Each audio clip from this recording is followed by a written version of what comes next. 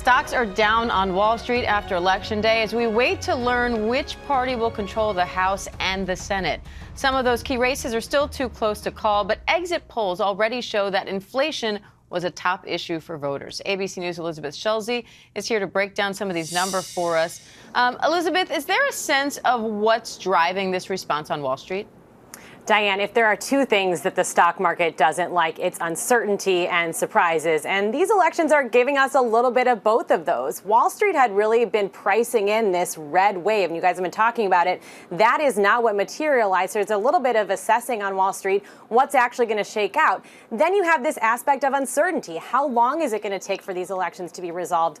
How long is this possible runoff going to go into? And that really creates a sense of what are the policy implications based on those results. You know, the understanding generally is that a divided government is better for the stock market because that means more gridlock. Might not be better for Americans, but generally means companies don't have to think about risks to regulation, changes in policies, changes in the tax code.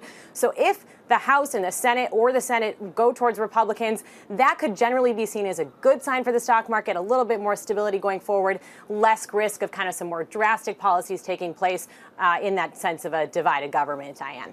So, Elizabeth, what are the two parties' plans to deal with inflation, given that is the #1 issue for voters?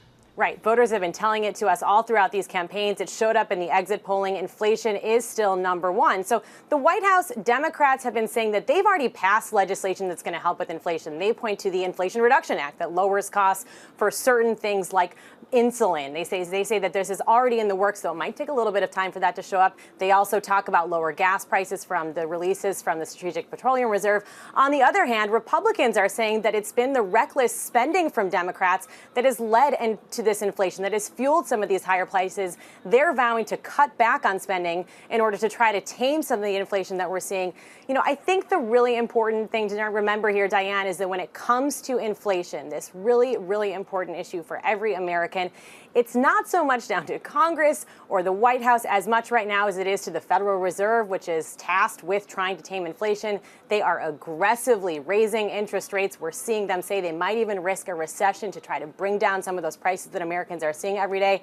And that's where we're really going to be feeling it. We do get a new inflation number tomorrow. That's where the Federal Reserve is going to be looking to see if there are more rate hikes ahead. Stock market's going to be looking at that closely, too. The White House, that's going to be a critical number to see what is the trajectory for this going forward and how's that going to impact borrowing costs and costs for Americans every day, Diane. Yep, a lot of people will be watching that report very closely. Elizabeth, thank you. Thanks.